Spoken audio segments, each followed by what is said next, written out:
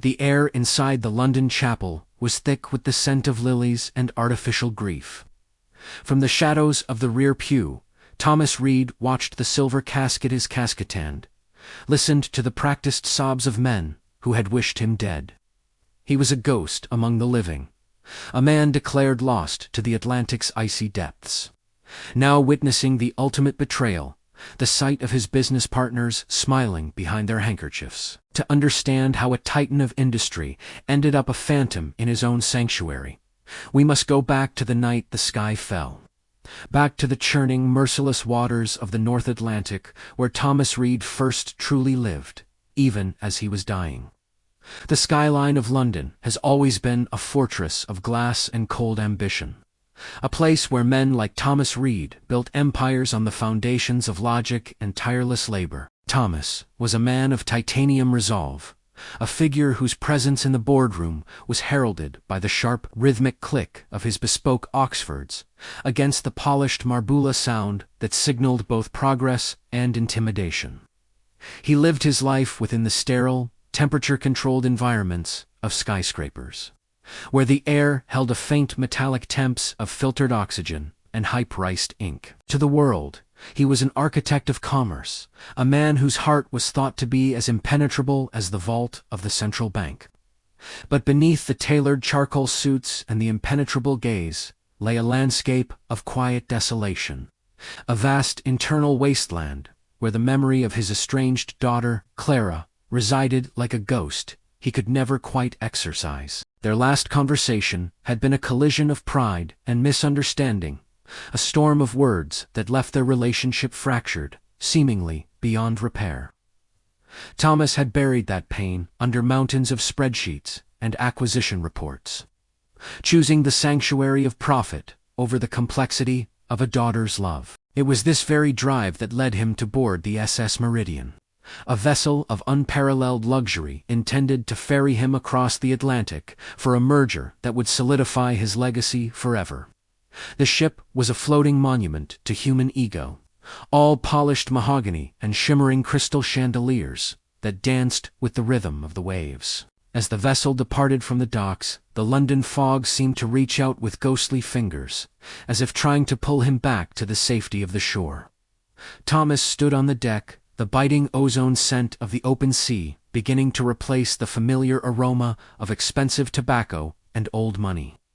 He felt a rare moment of vulnerability, a flickering thought of Clara for he crushed it with the weight of his itinerary. The first 3 days were a masterclass in tranquility. The ocean was a vast obsidian mirror reflecting the indifferent stars. But on the 4th night, the atmosphere shifted. The sky curdled into the color of a deep, necrotic bruise, and the wind began to howl, a low, guttural moan that sounded like the mourning of 1,000 lost souls. The storm did not break. It descended. It was an inexorable force of nature that rendered human engineering insignificant in a matter of minutes. Thomas was in his cabin when the first rogue wave struck a wall of black water that hit the ship with the force of a falling mountain. The sound was not a splash, but a mechanical scream, the agonizing groan of steel being torn asunder by the raw kinetic energy of the deep. He was thrown against the bulkhead, the sterile air of his cabin suddenly replaced by the freezing, salt-choked reality of the Atlantic. There was no time for sophisticated thought, no room for the calculations of a businessman. There was only the primal, thumping rhythm of a heart, terrified of its own silence. He struggled through the corridors as the ship tilted at an impossible angle, the beautiful crystal chandeliers shattering into a million diamonds that sliced through the dark. The screams of the passengers were swallowed by the roar of the gale, a cacophony of terror that would haunt his dreams for years to come. When he finally reached the deck, the world was a whirlpool of white foam and black abyss. He felt the ship beneath him give its final, shuddering breath. And then there was only the cold. The water was a physical blow, a temperature so low it felt like liquid fire against his skin. It was a biting, visceral cold that stole the breath from his lungs and the hope from his mind. Thomas clung to a fragment of a wooden crate, his fingers numbing until they were nothing more than frozen claws. In those interminable hours of darkness, as he bobbed like a piece of discarded flotsam in the vastness of the ocean, the layers of his life were stripped away. The money, the titles, the skyscrapers, they were all evanescent, drifting away into the dark. He found himself whispering Clara's name into the wind, a desperate, silent prayer offered to a god he hadn't spoken to in decades. He promised the stars that if he survived, he would not be the man who left. He would be the man who stayed. Just as the darkness began to pull him toward a final, permanent sleep. A flickering light appeared on the horizon, small, weathered fishing trawler, battling the remnants of the storm. They pulled him from the water, a shivering, broken ghost of the man who had boarded the Meridian. For weeks, Thomas Reed existed in a state of purgatory, in a remote coastal village, his body healing while his mind remained trapped in the wreckage. He had no identification, no way to prove his sovereignty over the empire he had left behind. When he finally gathered enough strength to return to London, he did so in silence, traveling like a shadow through the streets he once owned. He arrived to find his own face, staring back at him from the newspapers, not with the headline of a survivor, but with the finality of an obituary. The world believed him dead. As he stood outside his own corporate headquarters, watching the rain wash over the pavement, he saw his business partners, Marcus and Julian, exiting the building. They weren't mourning. They were laughing, a sharp, jagged sound that cut through the London air. They were discussing the liquidation of his assets, the carving up of his life's work like vultures at a feast. The betrayal was a second shipwreck, deeper and more profound than the first. It was then that he saw the announcement for his own memorial service. He realized that to truly reclaim his life, he first had to witness its end. He would attend his funeral, not as a guest, but as a judge. The heavy oak doors of the chapel groaned as they swung shut. A sound like a low, rhythmic heartbeat echoing through the vaulted ceiling and dying amongst the stone gargoyles that watched from above. Within those hallowed walls, the atmosphere was a suffocating blend of incense and the sharp chemical bite of floor wax, creating a sensory paradox that mirrored Thomas's own internal fractured state. He sat at the very back, shrouded in the heavy shadows cast by a towering marble pillar, his breath hitching as he saw Marcus's brother-in-arms for 20 years, adjusting his silk tie with a flourish of practiced solemnity. There was no moisture in Marcus's eyes, only a sharp, calculating glint that caught the flickering candlelight like the eyes of a wolf in the brush. Beside him, Julian was already whispering into his phone, his thumb flicking over the screen with a feverish intensity, calculating the dividends of a dead man's dream, even as the eulogy began. Thomas felt a cold, crystalline fury crystallize in his chest, a sensation more piercing than the Atlantic's ice. He had built their fortunes with his own sweat and late-night vigils, and here they were, the architects of his erasure, wearing his success like a stolen garment. The priest's voice was a drone, a monotonous recitation of virtues that Thomas knew he had never truly possessed. He spoke of a titan of industry and a pillar of the community, words that felt hollow and brittle, like autumn leaves crushed under a heavy boot. But then the movement caught his eye. Clara, she was sitting in the front row, her silhouette small and trembling against the vastness of the altar. She didn't look like the daughter of a billionaire. She looked like a child lost in a forest of grief. Her hair, the same deep mahogany as his own, was gathered in a messy, hurried knot, and her black dress seemed to swallow her whole. When she stood up to speak, the silence in the chapel became absolute, a vacuum that pulled the very air from Thomas's lungs. Her voice was a fragile thread, weaving through the cold air. "My father was a man who didn't know how to say, 'I love you,'" she began, her words catching on a jagged sob. "But he was the only world I had." In that moment, the skyscraper of Thomas's ego collapsed. The billion-dollar deals and the global influence were revealed as the ephemeral illusions they were. He had spent his life building a fortress, only to realize he had locked his own heart on the outside. As the service concluded, the mourners filed out into the grey, weeping London afternoon. Thomas remained in the shadows, watching as Marcus leaned in toward Clara, his hand resting on her shoulder in a gesture that was meant to look comforting, but looked to Thomas like the grip of a predator. He could see Marcus's lips moving, likely spinning a web of lies about restructuring and legal necessities that would effectively strip Clara of her inheritance before her father, Espadior. What they thought was his body was even cold in the ground. The audacity of the betrayal was breathtaking. They weren't just stealing his money. They were hunting his daughter. Thomas waited until the last black car had pulled away from the curb, the tires hissing against the wet pavement. He stepped out into the rain, the water soaking through his thin, borrowed coat, but he didn't feel the chill. He felt a singular, burning purpose. He was dead to the world, and in that anonymity, he found a terrifying kind of freedom. He retreated to a small, dilapidated room, in a part of London where the neon signs flickered with a rhythmic, dying buzz, and the air smelled of stale beer and old regrets. This was his new boardroom. For the next 3 months, Thomas Reed lived as a phantom. He spent his days in public libraries, his fingers dancing across keyboards as he tracked the digital footprints of his former partners. He watched from the periphery as Marcus and Julian began to dismantle Reed International, selling off divisions like organs from a corpse. They were sloppy, driven by an avarice that blinded them to the subtle anomalies appearing in their ledgers. Thomas used the small amount of cash he had managed to secure before the shipwreck, rainy day fund hidden in an offshore account that even his partners didn't know about, to begin a shadow war. He didn't need his old identity to destroy them.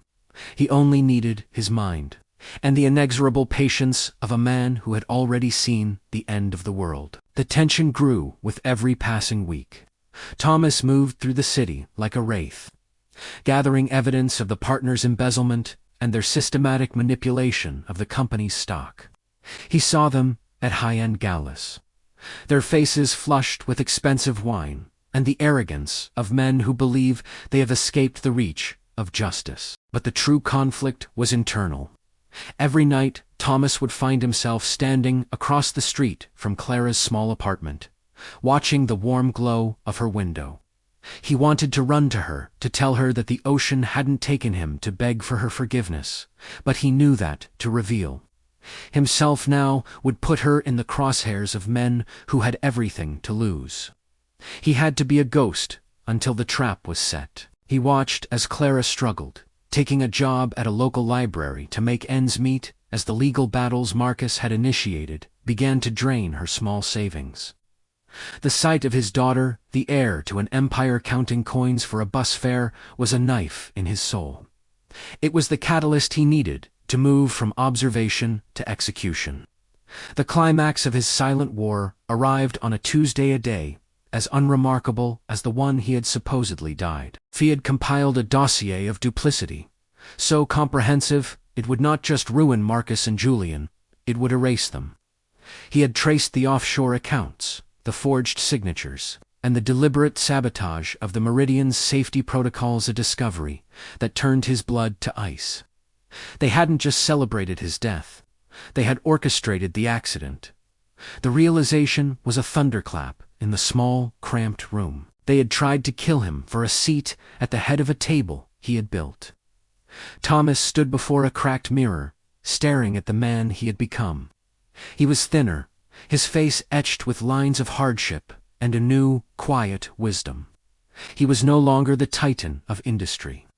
He was a man who had been to the bottom of the Atlantic and back. He picked up the phone, his voice a low, gravelly rasp that sounded like the shifting of tectonic plates. "It's time to settle the accounts," he whispered to the empty room. The stage was set for the resurrection and the reckoning.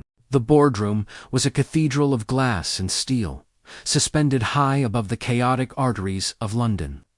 Marcus sat at the head of the table, his fingers tracing the edge of a gold-plated pen as if it were a scepter.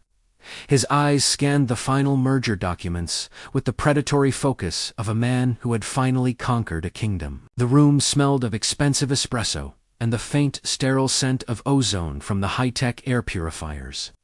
It was a space of absolute power, where lives were transformed into percentages and dreams were liquidated for quarterly dividends. Julian was leaning back, a smirk playing on his lips, already visualizing the yacht he would buy with his newly acquired shares. They were minutes away from signing away the very soul of Reed International, effectively erasing Thomas Reed's 30-year legacy from the annals of history. Then, the heavy double doors at the end of the hall, the ones designed to muffle the sounds of the common world, began to creak open. Not with a bang, but with a slow, deliberate gravity that chilled the room. The footsteps were unmistakable. They were the rhythmic, heavy strikes of a man who knew the weight of every floorboard in this building. Marcus froze, his hand trembling slightly as the pen hovered over the signature line. The man who entered was not the polished titan they had known. He was a silhouette, carved from shadow, salt, and survival. His suit was dark and understated, but it was his eyes-piercing, ancient and filled with the wisdom of the abyss that held the room in a paralyzing grip. Thomas walked toward them, the click of his shoes echoing like a countdown. He didn't speak immediately. Instead, he reached out and took the gold pen from Marcus's hand. The contact of his skin cold and calloused from his time at sea sending, a visible shiver through his former friend. "The ink is still wet on your lies, Marcus," Thomas said, his voice a low, resonant baritone that seemed to vibrate the very glass of the windows. The silence that followed was heavy, a suffocating blanket that made the air feel thin and electric. He dropped a thick, leather-bound dossier onto the polished mahogany table. The sound was a thunderclap in the silent room. Inside were the bank records, the encrypted emails, and the safety inspection reports from the SS Meridian that had been altered by Julian's own hand. As the partners stared at the evidence, their faces transformed from the ruddy glow of success to a pale, sickly gray, a hue that matched the churning Atlantic waters that had nearly claimed Thomas. Thomas watched them with a detached, cinematic calm. He wasn't there for the money. He was there for the truth. He explained, in agonizing detail, how he had tracked every transaction from a basement room in the East End. How he had seen their greed from the perspective of a dead man. He watched the way Marcus's throat moved as he tried to swallow. The way Julian's eyes darted toward the exit like a trapped animal. The police, who had been waiting in the lobby per Thomas's instructions, entered the room as Julian began to stammer a defense that fell like ash in the sterile air. As they were led away in handcuffs, Thomas didn't feel the triumph he had expected. He felt a profound, aching emptiness, the realization that he had built his empire on a foundation of sand and snakes. The rain was still falling when Thomas arrived at the library where Clara worked. The building was a sanctuary of old paper and quiet whispers, a stark contrast to the cutthroat towers of the city. He stood amongst the stacks of books, the scent of vanilla and dust grounding him as he watched her through the shelves. She was helping an elderly woman find a volume on gardening, her movements heavy with a grief that hadn't yet begun to heal. When she finally looked up and saw him standing, there a ghost made flesh the book she was holding slipped from her hands, hitting the carpet with a dull thud. For a long minute, neither of them moved. The air between them was thick with the weight of years of silence, and the miles of ocean that had almost kept them apart forever. "I went to the funeral," she whispered, her voice barely audible over the hum of the library's heaters. Thomas stepped forward, the tears he had held back since the shipwreck finally blurring his vision. "I was there too, Clara," he replied, his voice breaking, "and I saw that I had been dead long before the ship ever sank. I'm so sorry it took a storm to bring me home." In the months that followed, Thomas Reed did not return to his corner office. He liquidated much of his fortune, establishing foundations that focused on maritime safety and community rebuilding. But his primary focus was the quiet, painstakingly slow process of earning back his daughter's trust. They spent their afternoons walking through the parks of London, talking about things that had nothing to do with profit margins or global acquisitions. Thomas realized that his survival hadn't been an accident of fate. It had been a second chance to become the man he was always meant to be. He learned that the true measure of a man's life is unfound in the height of his buildings or the depth of his bank account, but in the people who are willing to stand by his casket when they think he has nothing left to give. He stood on the balcony of his new home, a modest place, by the river, watching the lights of London flicker like stars in the mist. He was a man who had been to the bottom of the world and found his soul in the wreckage. The storms of life do not just destroy, they cleanse. Adversity acts as a filter, stripping away the pretenders and leaving behind the few who truly love us. A man's true wealth is not what he earns, but what remains when everything else is taken away. If you disappeared today and returned as a ghost to your own life, who would be the one person standing in the front row for you, and who would be celebrating your absence? If this story reminded you of the value of true loyalty, hit the like button and subscribe to Gilded Scraps. Share this video with someone who has stood by you through your darkest storms. Your support helps us bring these cinematic truths to light.